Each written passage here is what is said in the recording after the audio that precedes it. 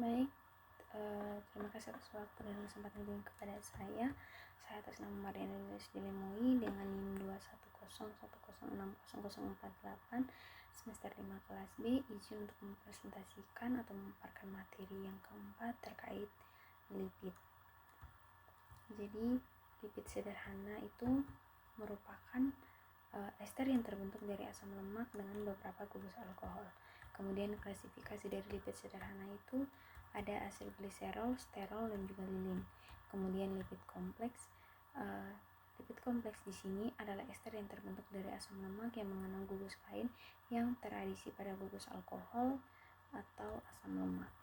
Kemudian klasifikasi lipid kompleks itu ada gliserofosfolipid atau fosfolipid, ada gliseroglycolipid atau glikolipid, dan juga sphingolipid.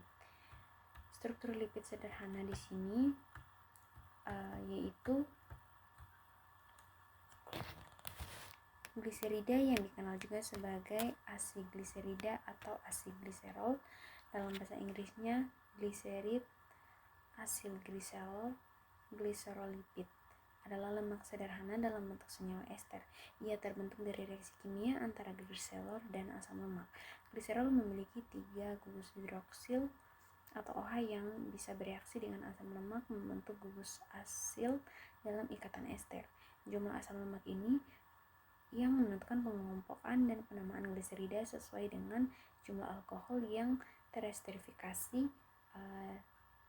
dan posisi gugus aslinya. Dimana untuk struktur gliserol dapat dilihat pada slide, juga untuk asam lemaknya di sini. Jadi di sini ada triacetin atau lemak sederhananya dapat dilihat pada slide. Kemudian di sini ada struktur sterol, di mana struktur molekul sterol memiliki inti steroid di mana terdapat ikatan ganda pada C5 dan C6. Molekul yang berinti steroid dapat disebut sterol jika pada rantai samping di C17 memiliki atom karbon sebanyak 8-10. Selain itu, sterol memiliki gugus karboksil pada atom karbon C3. Untuk strukturnya dapat dilihat pada slide. Kemudian struktur ester yaitu ester lilin. Lilin merupakan rantai panjang atom C, atom 4-36 asam lemak yang teresterifikasi dengan alkohol rantai panjang yaitu atom C16-22. Kemudian asam lemak yang teresterifikasi dapat bersifat jenuh maupun tidak jenuh, merupakan lipid cadangan. Untuk strukturnya dapat dilihat pada slide. Kemudian di sini ada struktur lipid kompleks, di mana struktur gliserofosfolipid atau fosforogliserida atau fosfolipid. Fosfolipid di sini merupakan komponen utama pembentuk membran yang tersusun atas double layer. Membran lipid tersebut bersifat amfipatik karena memiliki ujung yang bersifat hidrofobik dan ujung lainnya bersifat hidrofilik. Pada gliserofosfolipid dan beberapa sphingolipid, molekul bagian kepalanya yang polar berikatan dengan gugus hidrofobik melalui ikatan fosfodiester. Jadi untuk strukturnya dapat dilihat pada slide. Kemudian di sini ada struktur sphingolipid, di mana sphingolipid memiliki gugus yang mirip dengan gliserofosfolipid, yaitu bagian kepala yang polar dan 2 ekor non-polar. Perbedaan sphingolipid dan gliserofosfolipid adalah sphingolipid tidak memiliki gliserol. Sphingolipid mengandung molekul sphingosine dan 1 molekul asam lemak rantai panjang yang terikat melalui ikatan glikosidik ataupun fosfodiester. Ketika molekul asam lemak terikat dengan gugus amida atau NH2 pada sphingosine, maka akan membentuk molekul ceramida, di mana struktur umum dari sphingolipid dapat dilihat pada slide. Kemudian ada struktur gliseroligocolipid atau glikolipid, di mana struktur dasar glikolipid terdiri dari gugus mono atau oligosakarida yang terikat pada sphingolipid.